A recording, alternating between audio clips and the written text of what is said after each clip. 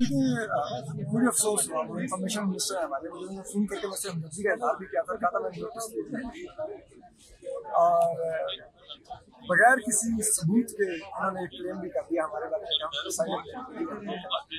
हम नाम लेते हैं आईसी का, चलो मैंने नाम लिया ना आईसी का, आप बेनकाब कर दें असल कौन थी, ताकि मैं झूठा साबित हूँ।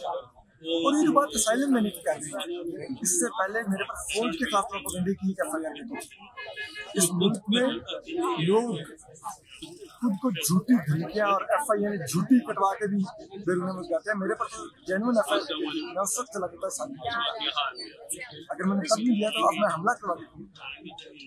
बड़ा बहुत अफसोस हुआ मुझे फौजी पता नहीं इनको क्या मिलेगा इससे, लेकिन ये उसी सोच की कंटिन्यूटी होती है जो कहता था कि मुशर्रफ के पाकिस्तानी खवातीन रेप इसलिए करवाती हैं। Thank you so much.